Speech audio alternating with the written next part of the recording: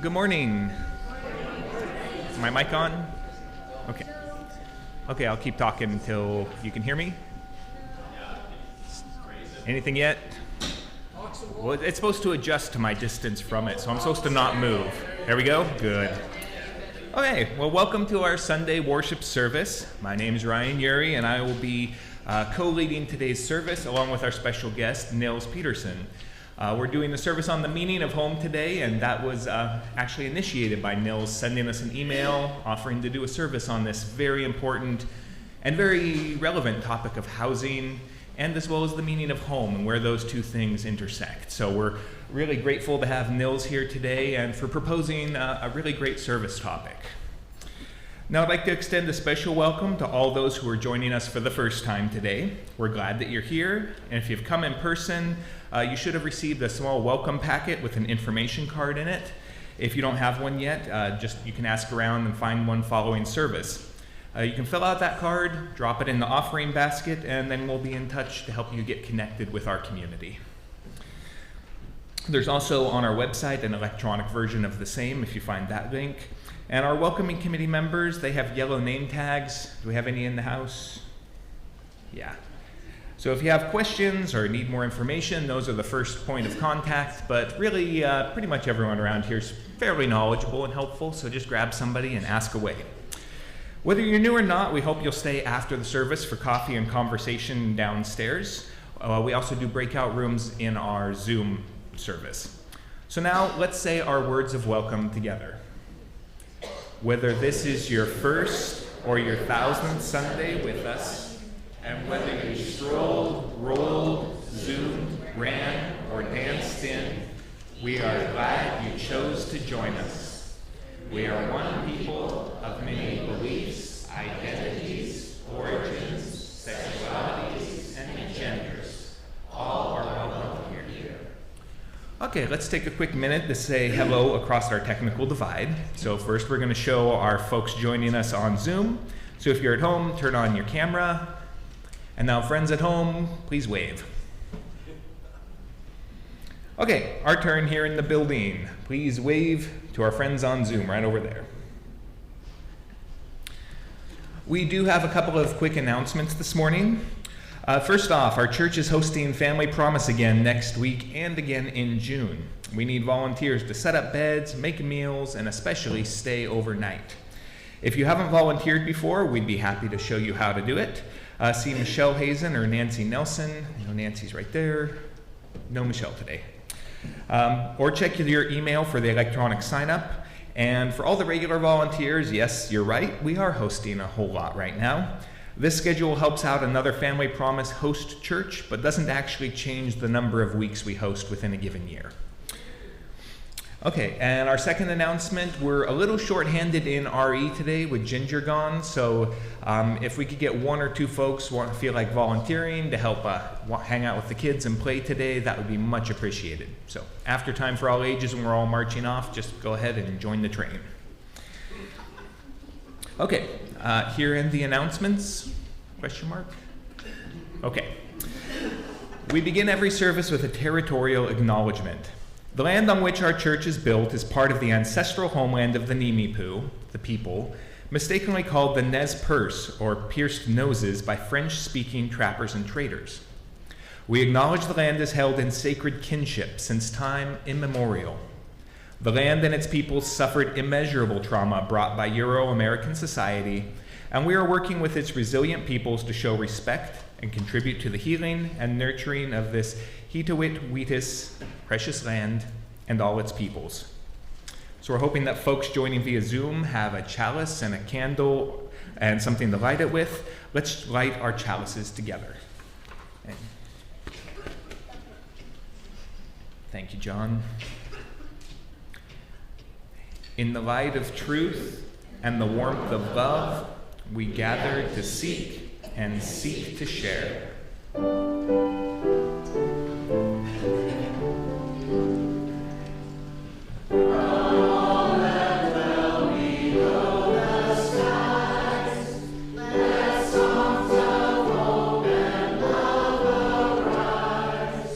Let beauty, truth, and good be so.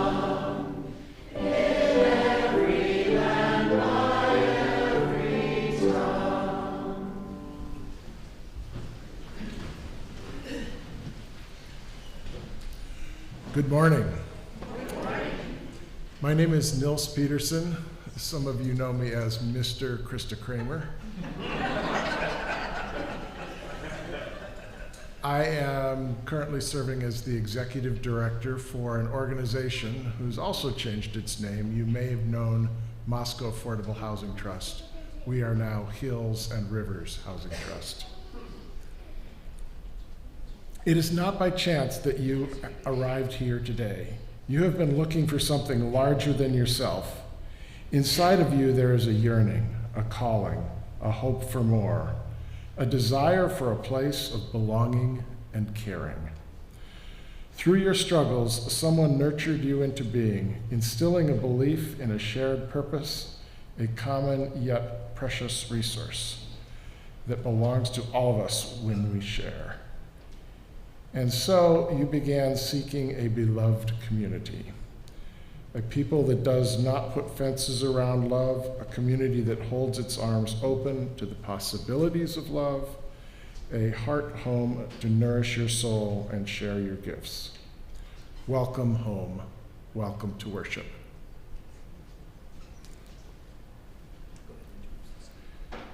Please join me now by singing the opening hymn, We'll Build a Land, which we've modified into We'll Build a Home, with updated lyrics on the screens.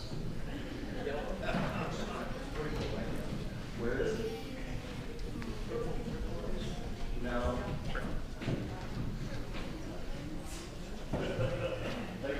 Sorry, everybody. So many moved by books, I don't know where they are. That's me. My fault.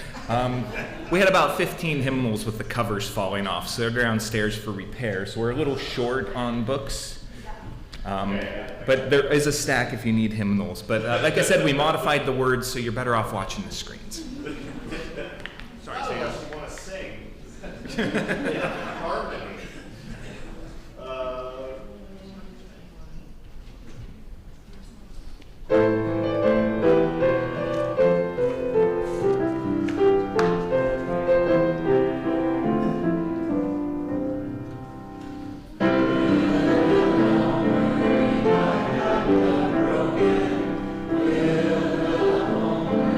Captives go free, the world of gladness.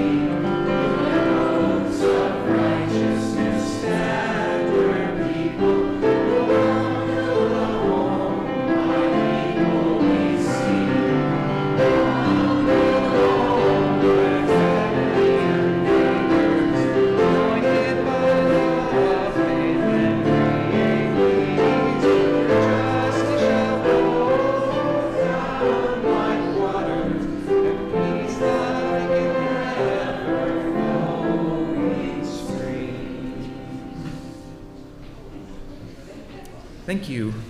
And sorry for not putting the last slide on. That was my bad too. On a roll today.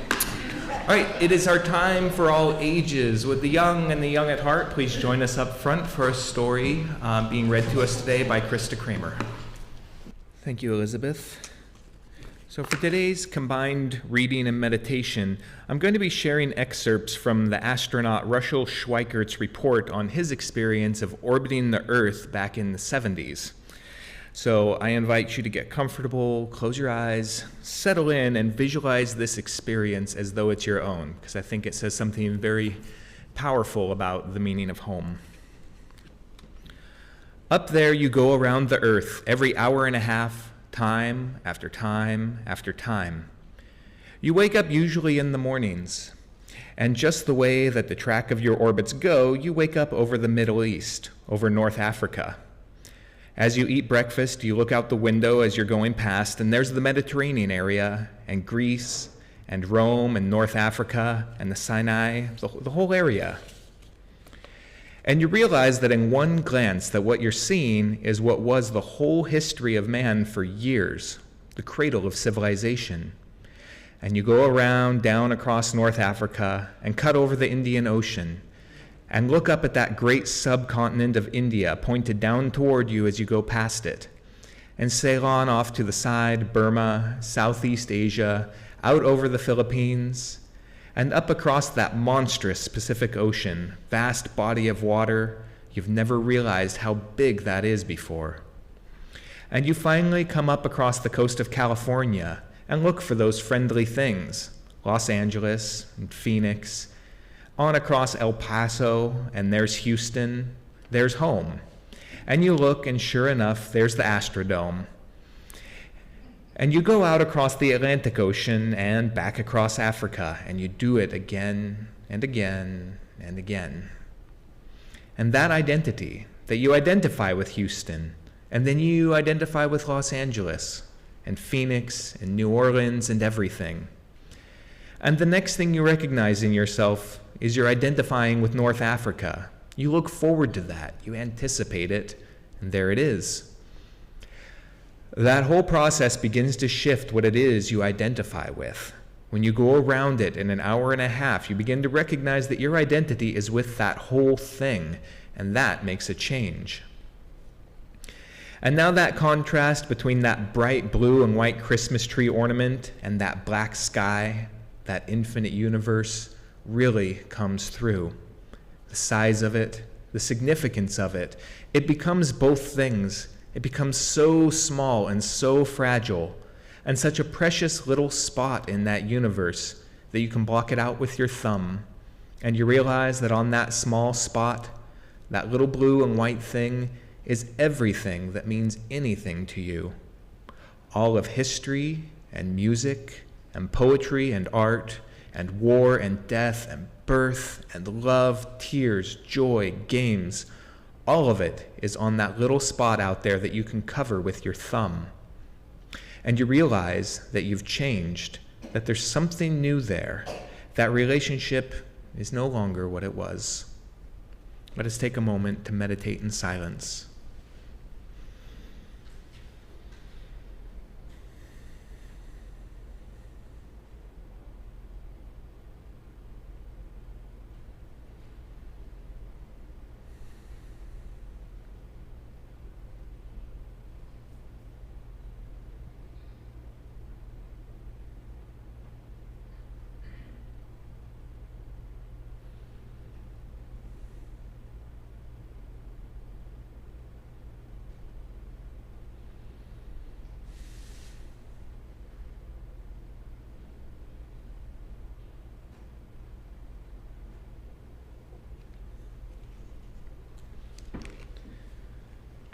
Okay, now we're going to enjoy today's gift of music, the song North by Sleeping at Last, performed by Joseph Earhart Hudson and Krista Kramer sharing ASL version with us.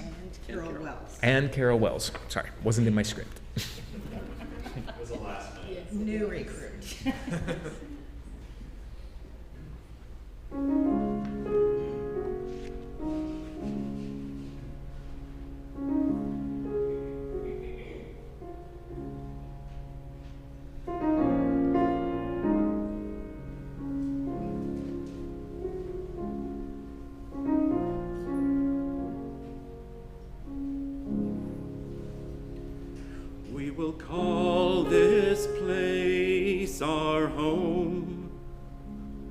dirt in which our roots may grow. Though the storm will push and pull, we will call this place our home. We'll tell our stories on these walls.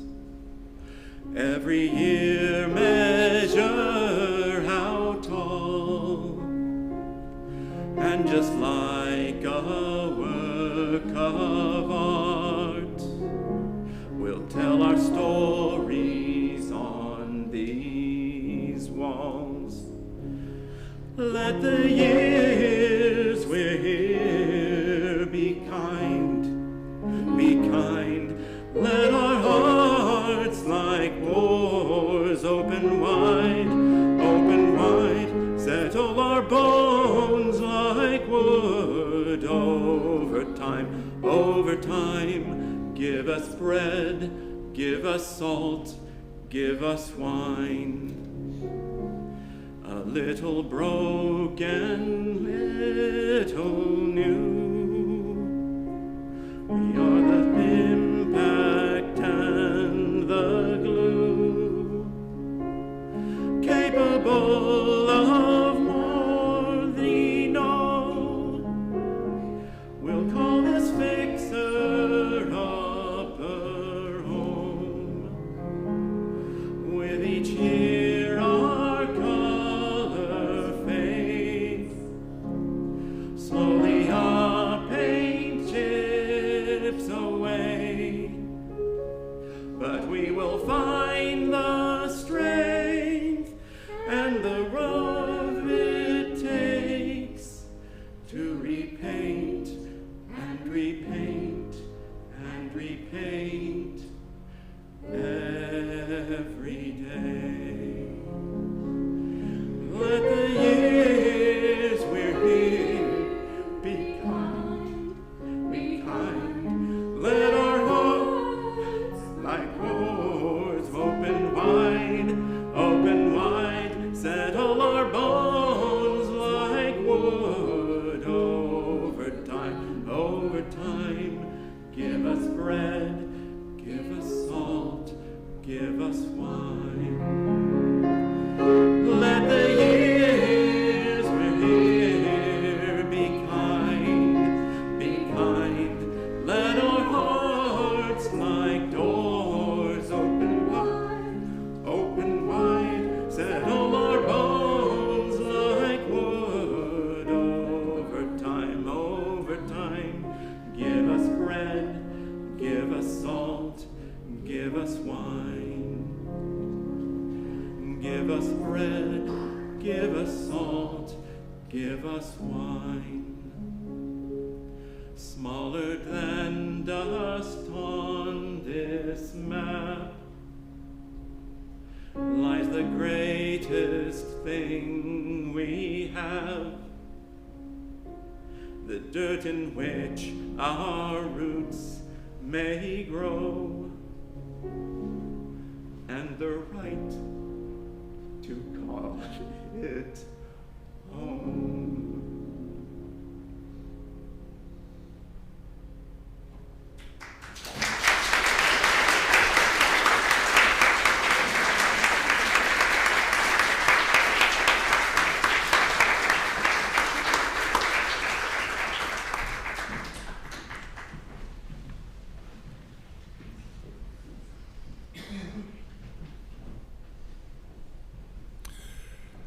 The thing you missed was the shadow show on the floor from multiple spotlights on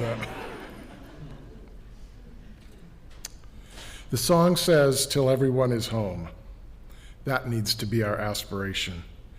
It's easy to lose track of that in our financialized lives that tell us home is an asset, and housing scarcity makes it more valuable.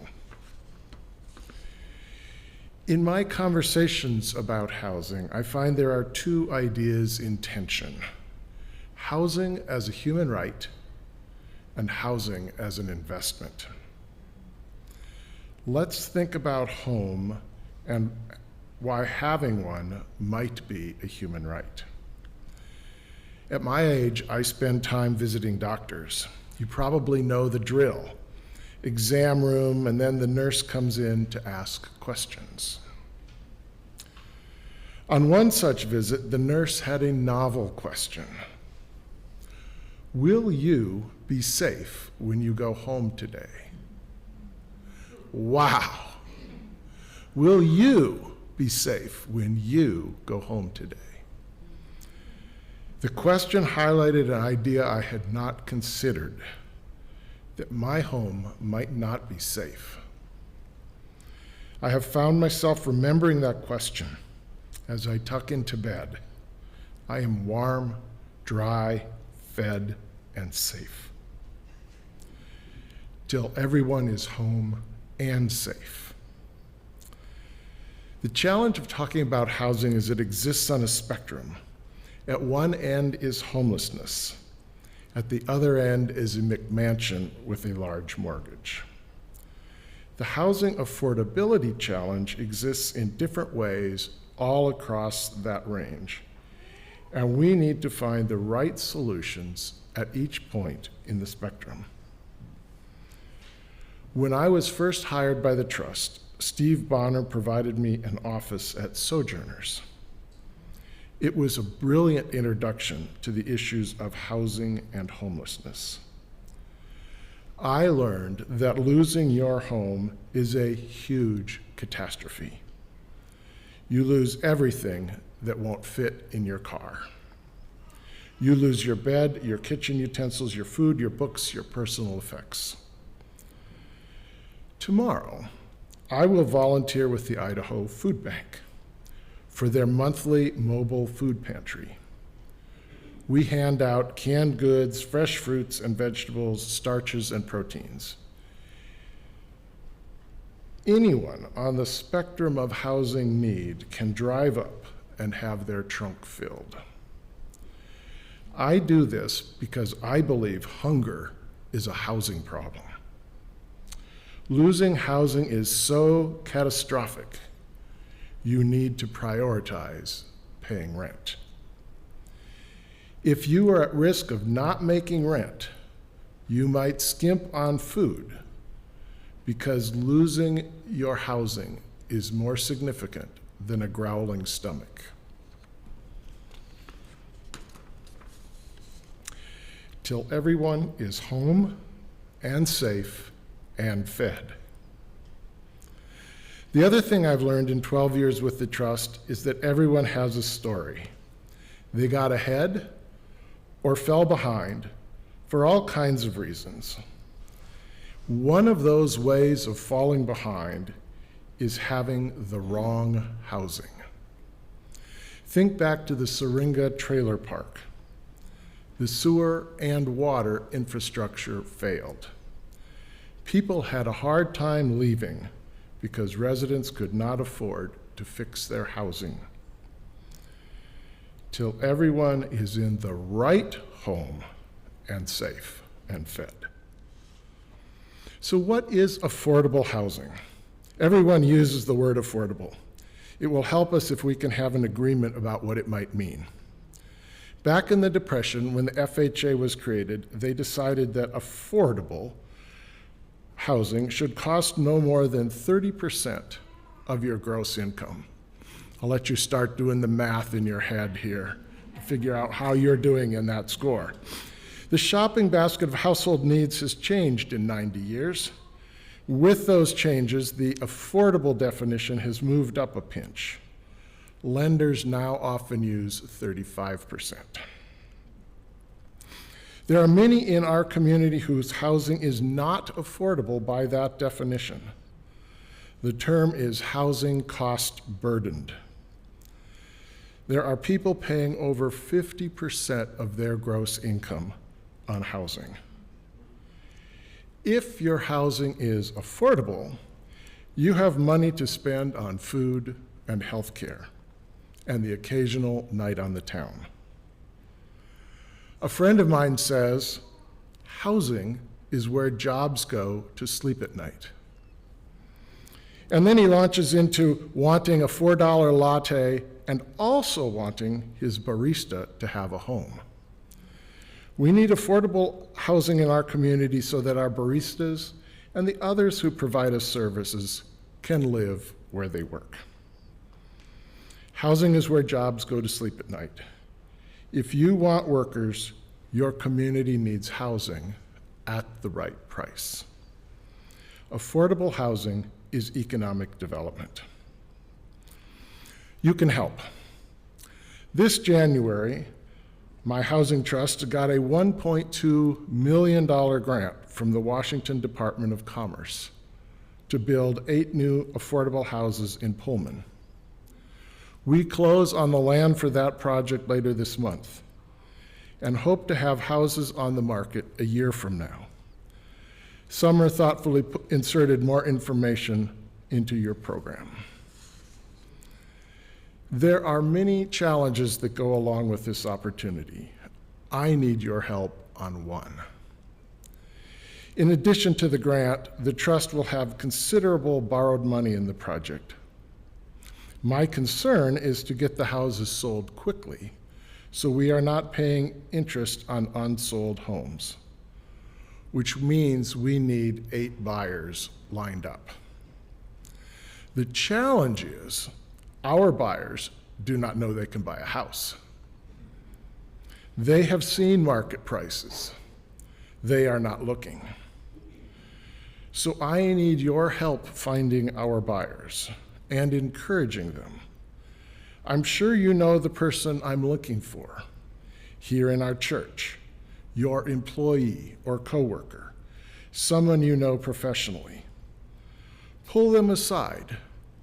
Share how homeownership has been good for you. Maybe even how ownership expresses your inner plum bean. You do not need to be an expert in the details. The trust is partnering with organizations to provide professional guidance about credit, debt, and all the other details. Not realtors, neutral third parties who can be guides and financial coaches for the next year, getting the family ready. When you think you've found the right person, reach out to me. 2 years ago, the book Escaping the Housing Trap was published by a group called Strong Towns. The book has 3 sections. One section looks at how lending got us here, financializing housing. Another looks at zoning and what it did and still does to limit our communities.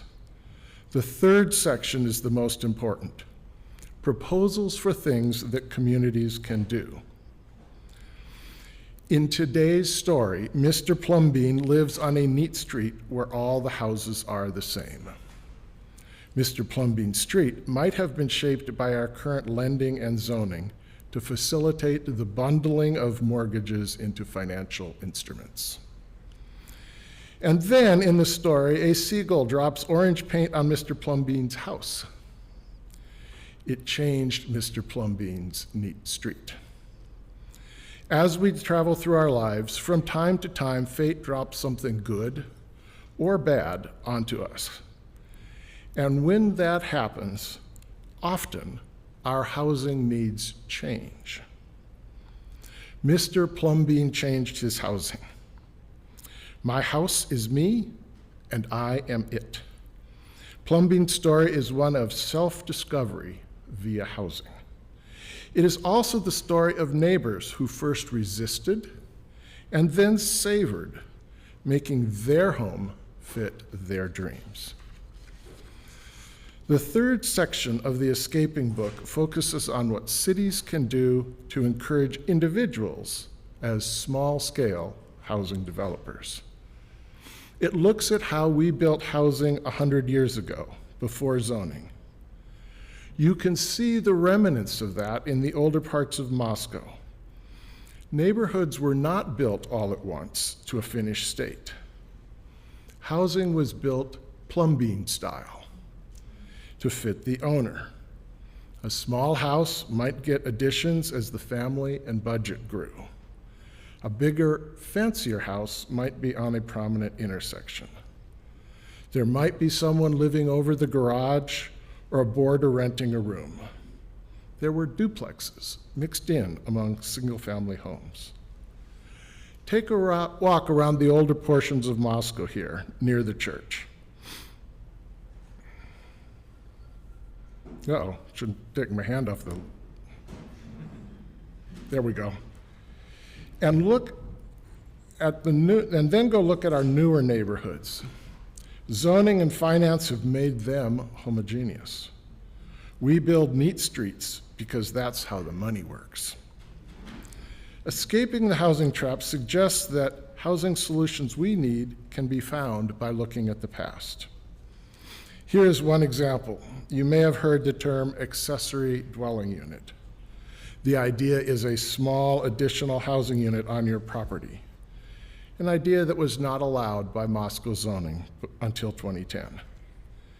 An ADU might be where you bring an aging family member to have them close, or it might be where someone who helps you can live next door. It could be the home that lets somebody get back on their feet, or a place for you to downsize. Now I'm going to say two words that I never thought I would put into the same sentence. Idaho legislature and liberalize. This year, the Idaho legislature passed several laws that liberalize the Moscow zoning code. Among other things, they made it easier for you to build an ADU. Plumbean and his neighbors changed their houses to fit their dreams. And as a community, we can change our housing too. For me, home is a place where people can thrive. You can't thrive if you're not in the right house, not safe, and not eating well.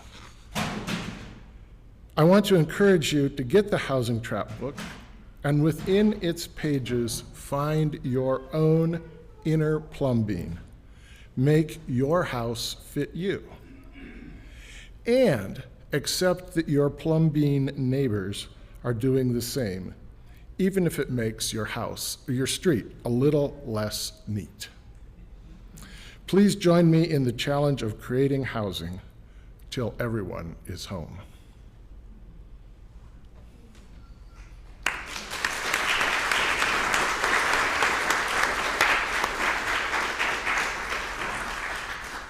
Thank you, Nils.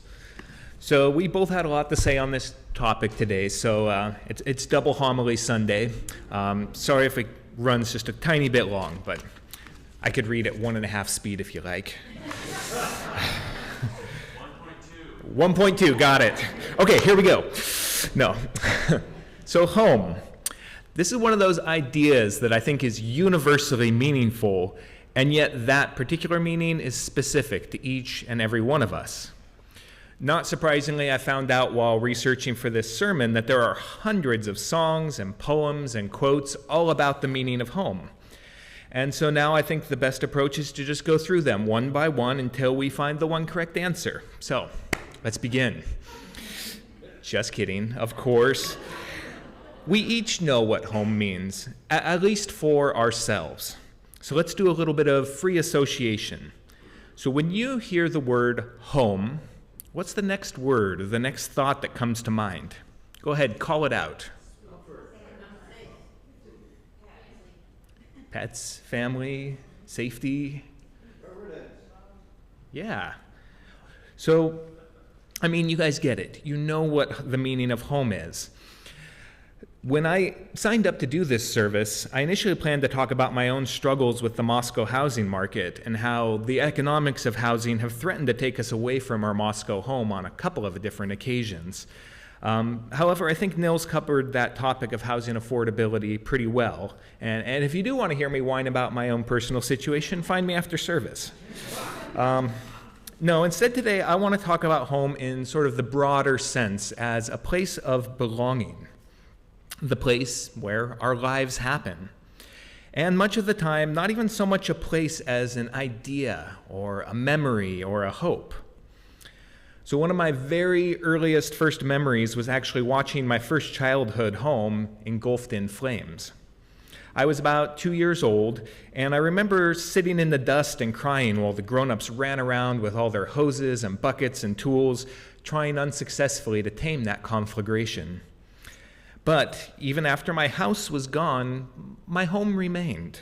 I still had my family, and I had my pets, and I had my friends, and we actually got to stay on the same piece of land with all my secret haunts and hideouts. So I still belonged, and I still felt safe, and it was sad, but I was at home.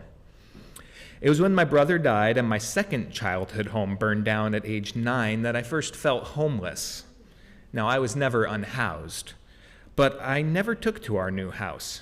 Even years later, it felt about as homey and familiar as a hotel room.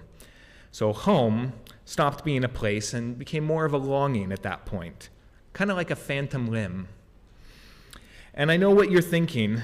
Christ, Ryan, don't you have any stories that aren't super sad? No, I don't. Deal with it. Now, I'm joking, I'm kidding. It's just a story has to get sad first for the happy ending to have any meaning. So after that fire, I spent my youth dreaming of one day getting rich so I could buy back my old house, rebuild everything it was, get back to life the way it was supposed to be. This was obviously a pretty naive dream. Like Thomas Wolfe once wrote, you can't go home again. But it was a dream that kept me going, at least. I didn't find a true sense of home again until I met my wife, Brandy. Finally, I again had someone to return to, and a place where I felt wanted. I wrote in my wedding vows that you are my home now, and when I shared that sentiment with our minister, he decided we could dispense with the traditional vows.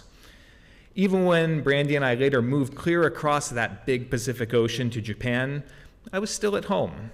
I had her by my side. See, not all my stories are sad. But now it's time for another sad one.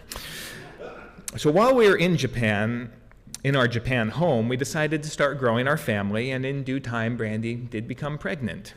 And in due time, we had our first miscarriage. And for a while, it really, really felt like home was maybe back on the other side of the Pacific. Our family and friends could only send consolation gifts and loving messages. We were kind of on our own. The one that I remember best was from a college friend, Nick, who sent us the song Home by Edward Sharpe and the Magnetic Zeros. And we'll play that whole song at the end of service as we're going to coffee hour. But the chorus sings, oh, home, let me come home. Home is wherever I'm with you. And that sentiment, that music, we cried through that song many times. Eventually, we did have our first child in Japan. We brought little Alora back stateside to meet our families and friends, and then made our way back up here to Moscow, which has been our home ever since. And we had a second child, and our home grew. And we found our way into this community, and our home really grew. So maybe you can go home again, just not the one you left behind. Not everyone is this fortunate, though. While our nation certainly faces a housing crisis like Nils talked about, I think we're facing a homing crisis as well.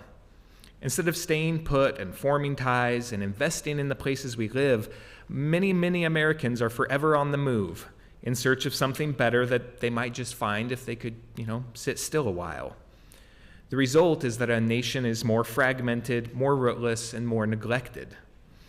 Even when we do stay in one place, the faceless sprawl and big box stores, those cookie-cutter housing developments and neat streets that define modern development, they create a vast sense of anonymity. If Americans have stopped caring about one another, this sense of placelessness probably has something to do with it. How can we have a functional society when we don't even know our neighbors? How can we be expected to fight for a place that feels like no place in particular? When people talk about making America great again, you can almost feel the longing for a lost sense of place, identity, and belonging, for a home.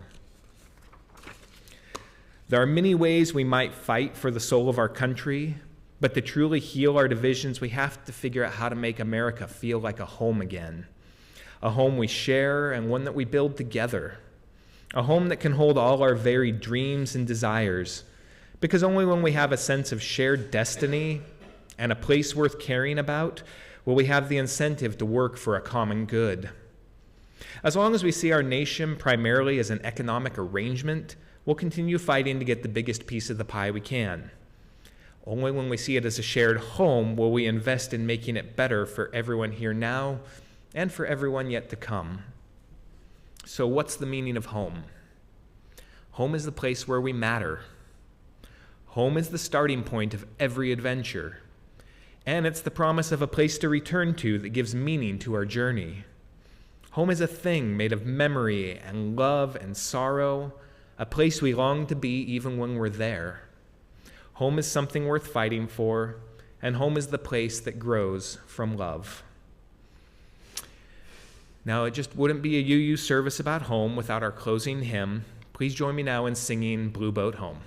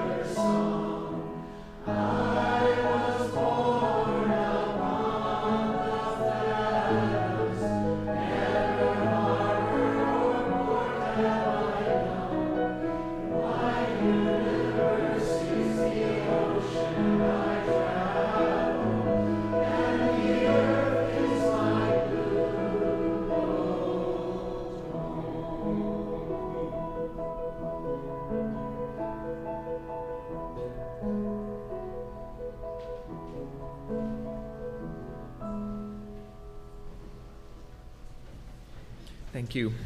You can be seated.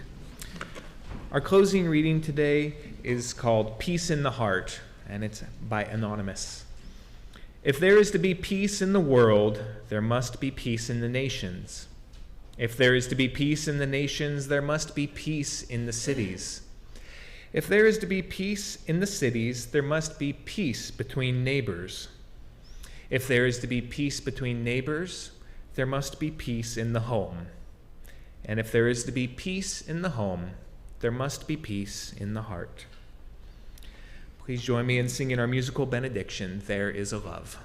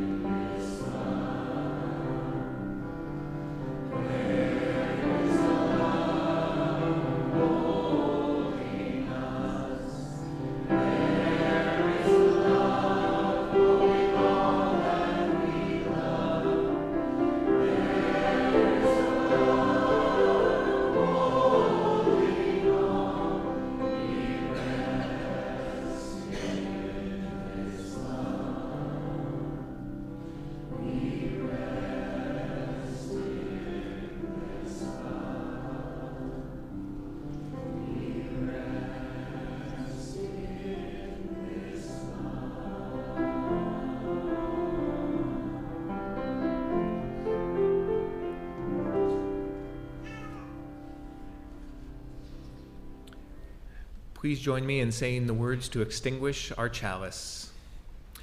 We extinguish this chalice, that it might flow gently in our hearts. May it light our paths as we leave this place. May it guide our way until we are together again. The mystic poet Rumi once wrote, "There are 1,000 ways to kneel and kiss the ground. There are 1,000 ways to go home again." Before you pick one of those 1,000 ways and head for home, I hope you'll join us downstairs for coffee and help build the home that is this church community. Thank you so much for being here today. Please come back anytime you need a place of stability, belonging, and love, anytime you need a home. Now we're going to play the song I mentioned earlier, Home by, announcement? Yeah. Okay, last minute announcement. Sorry, I was keeping records on the service auction and didn't show up for announcements in time, but I'd like to say the totals that we've entered so far exceed 15,000. We still have more data to go, and in fact there are a dozen or so events and things like that you can still sign up for. Downstairs right now we put out, they have capacity. And there are also items that were either purchased or didn't sell at all that folks should pick up. There were names on those. Very few of them. Most people took what they bought home if it was a deliverable. But at any rate, I really appreciate everybody showing up, and it was a lot of fun too. So.